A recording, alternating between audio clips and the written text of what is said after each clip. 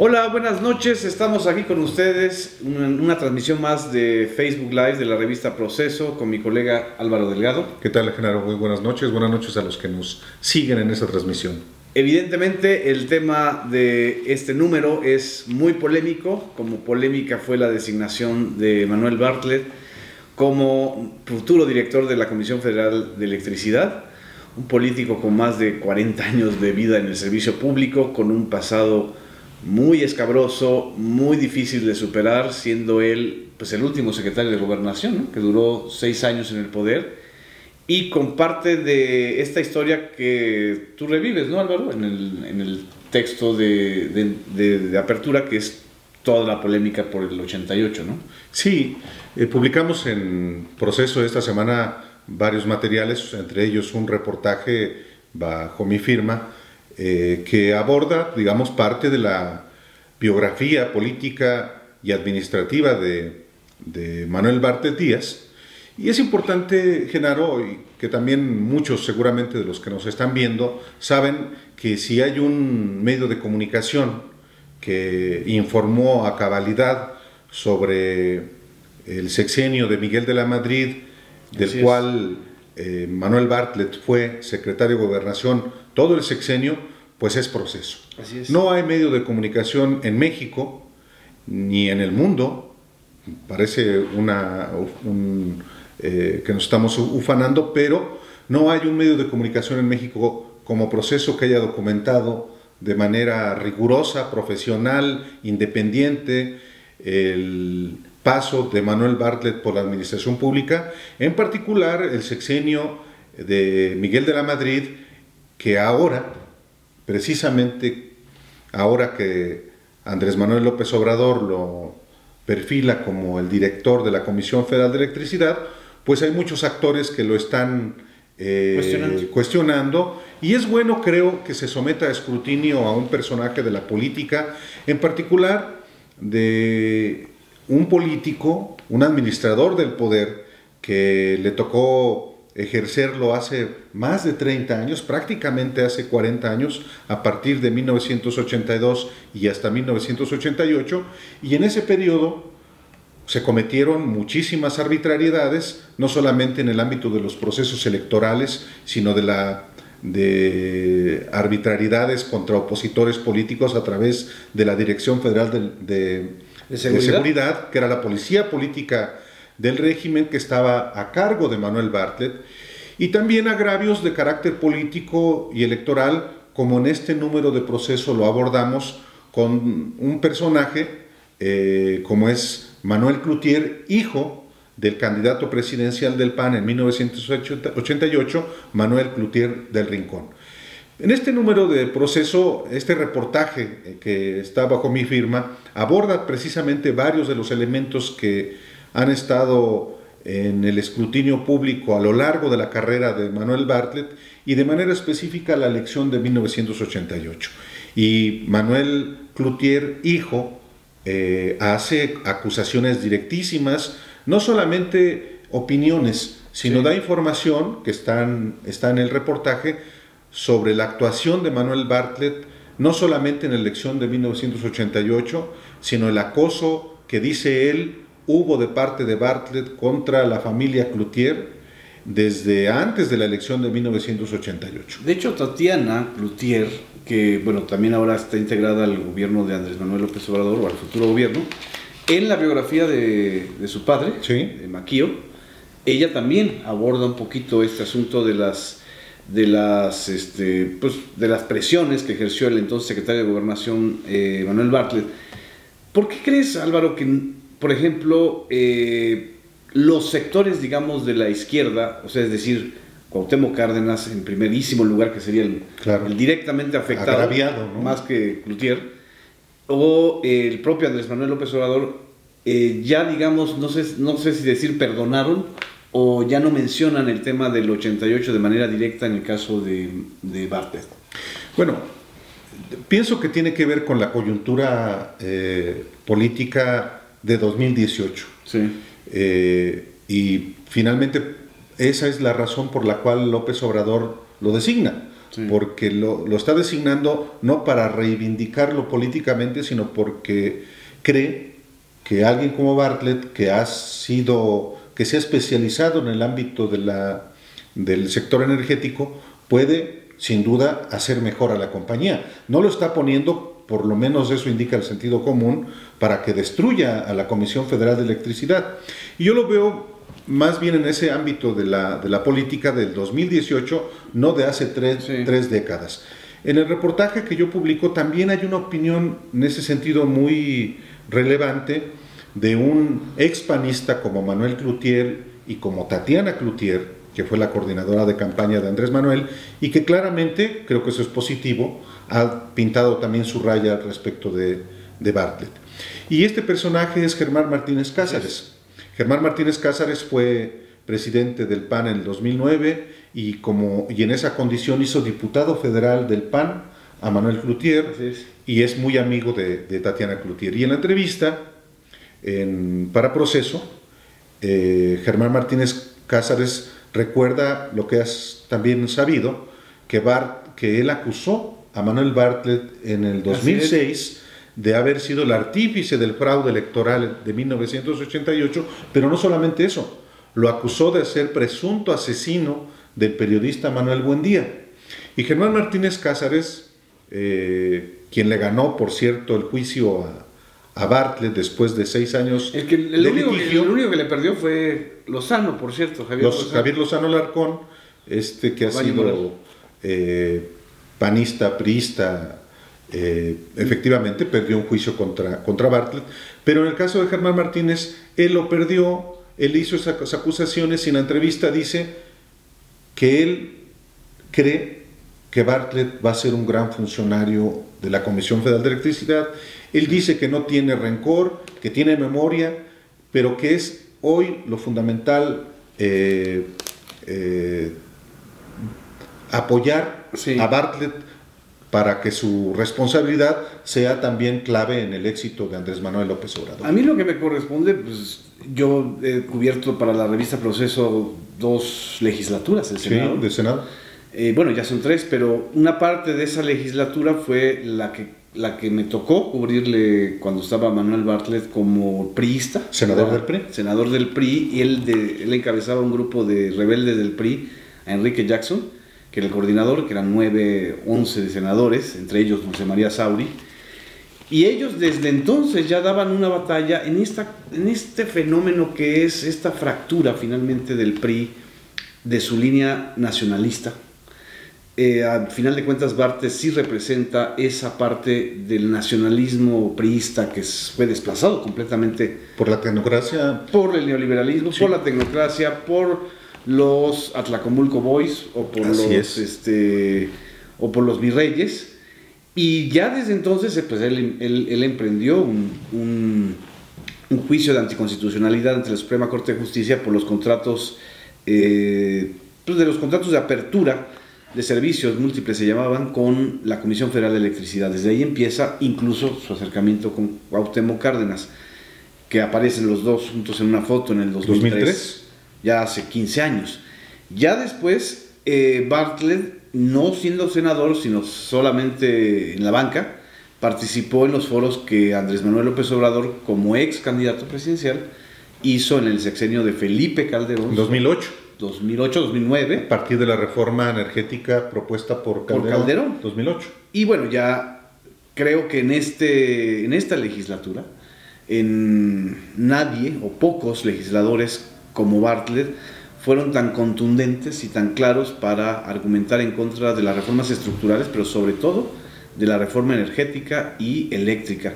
Y creo que, bueno, eso es parte del balance, a final de cuentas. Yo creo que el mensaje de López Obrador es muy claro, en el sentido de que hay una línea de continuidad del nacionalismo en ese sector, o al menos en la Comisión Federal de Electricidad, ¿no?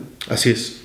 Lo que estamos haciendo en la revista Proceso no es tomar partido por el Bartlett de antes o por el Bartlett de ahora, que dicen que ya se volvió bueno.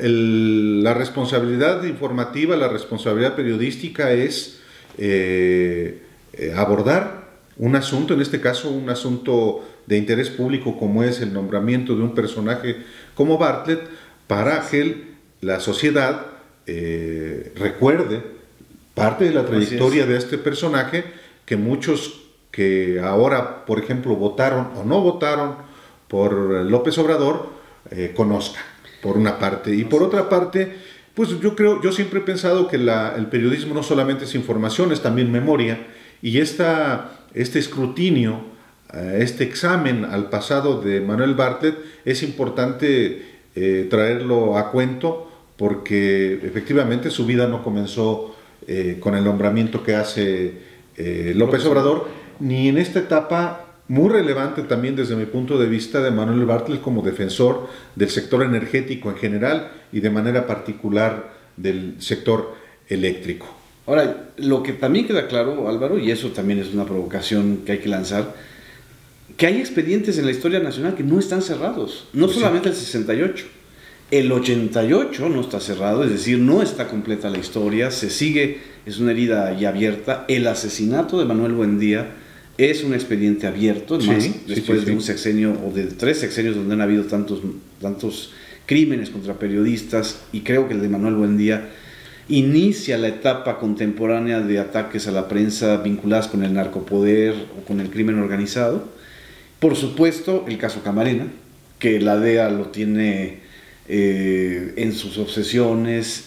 Aquí mismo en la revista Proceso hemos publicado también las acusaciones que hacen exagentes de la DEA contra Bartlett, y por supuesto el caso de los fraudes electorales de esa época, es decir, del de Chihuahua, que antecede al 88, y muchas otras historias. Yo creo que ese sexenio, incluso el sexenio de Miguel de la Madrid, es un sexenio bisagra en muchos sentidos, porque es cuando realmente se da el vuelco, el control total del grupo tecnocrático. Y es curioso que personajes como Bartlett hayan sobrevivido a ese sexenio y hayan sobrevivido además a las 2 alternancias, ¿no? Bueno, y parte de esa revisión histórica de un personaje como Bartlett o de esos expedientes no cerrados es el que también le tocó vivir directamente a la revista Proceso. Así es. A partir de un intento de intimidación, de amenaza del propio Manuel Bartlett a través del entonces director federal de seguridad, Zorrilla, que está contado una vez más en este número de Proceso que los lectores podrán leer íntegro y seguramente se van a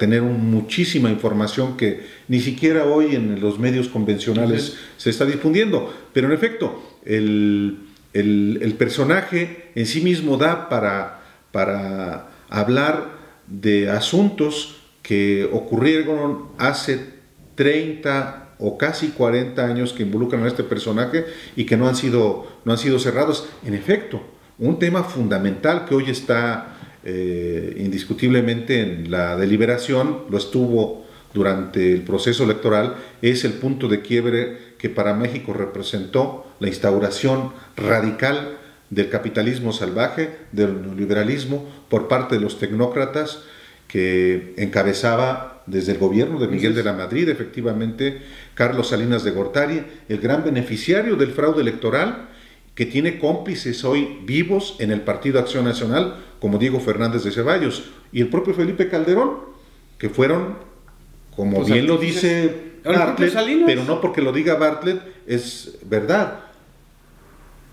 Salinas, Diego Fernández de Ceballos, Felipe Calderón y un sector muy importante del PAN avalaron la quema de los paquetes electorales de la elección de 1988. Ahora, también en este número hay los expedientes ya contemporáneos, es decir, lo que va a enfrentar el futuro gobierno es tremendo, sobre todo después de leer la entrevista con Olga Sánchez Cordero, la ministra y futura secretaria de Gobernación, cuando ella habla de que ella calcula 300,000 desaparecidos en el país, aunque oficialmente solamente se hablan de 40,000. Sí.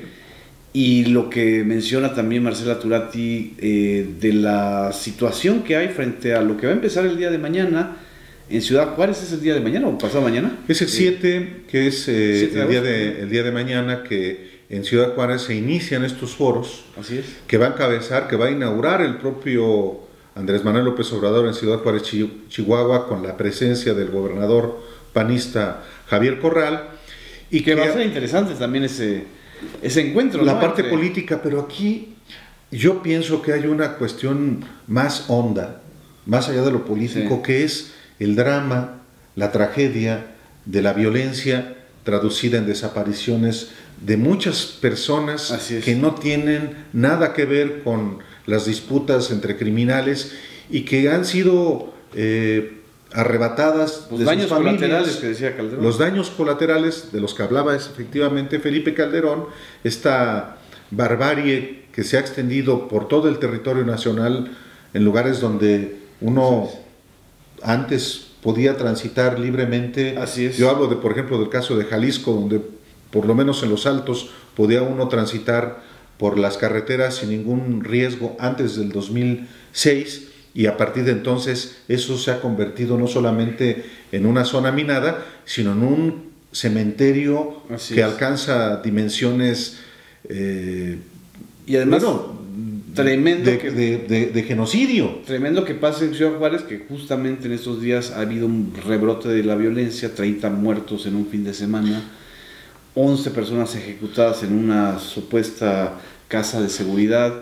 Es decir, Juárez, que ya habían dicho en el sexenio de Enrique Peña Nieto que ya estaba tranquila, que ya no había la disputa, otra vez vuelve a ser un epicentro de violencia, ¿no? Guanajuato es otro estado donde la tragedia de la violencia está presente y en términos crecientes. Ciudad Juárez puede haber 27 asesinados en un solo día. En Guanajuato la semana pasada hubo 24, el fin de semana hubo 17. Es decir, ¿a qué se debe lo de Guanajuato, Álvaro?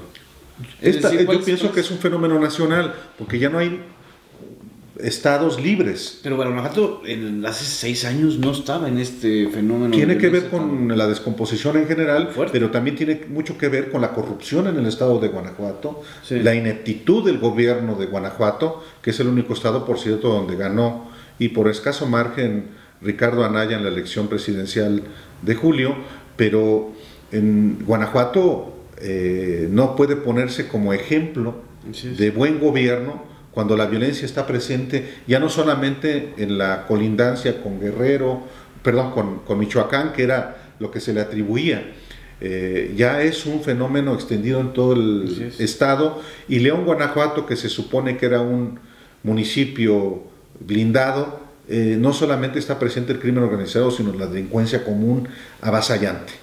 Y hablando otra vez de expedientes, también yo creo que es importante recordar que en este mismo número hay 2 temas vinculados a la industria minera, que son claves. Por un lado, la tragedia de Pasta de Conchos de hace ya casi 12 años.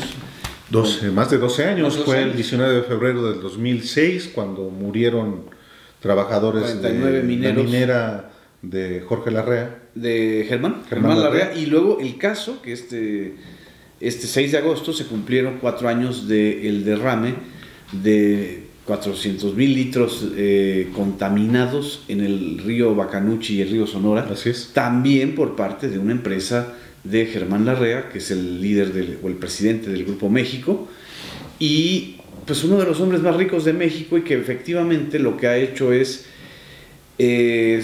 derramar en donde sea, donde tenga la actividad minera de sus empresas, una actividad intensa, derramar y contaminar, y lo peor es que ni siquiera se ha cumplido con el acuerdo de por lo menos abrir 39 plantas potabilizadoras, un fideicomiso que se utilizó pues prácticamente para robar, o para hacer triangulación financiera, según lo que indica el reportaje, ¿no? El reportaje está ampliamente expuesto este problema de la falta de palabra de un magnate del país y una falta de autoridad federal para hacer cumplir justamente un compromiso.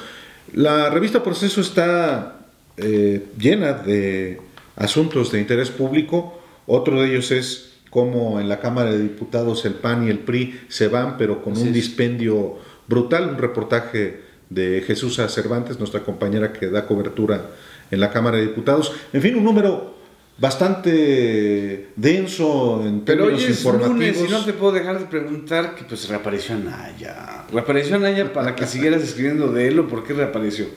Porque el próximo sábado es la sesión del Consejo Nacional del PAN, con el que prácticamente se inicia el proceso de sucesión en la dirigencia de ese partido, y sin duda Anaya está pues tanteando si se hace presencia después de el ridículo que hizo en la elección, pero de lo que no hay duda es de que él y su grupo van a buscar seguir controlando ese partido, y su candidato se llama Marco Antonio Cortés, y el personaje detrás de él sigue siendo un hombre discreto que se llama Santiago Krill. Oye, y si hay un encuentro entre Ricardo Anaya y Andrés Manuel López Obrador, como lo hubo con José Antonio Meade, ¿eso fortalecería a Anaya al interior del PAN?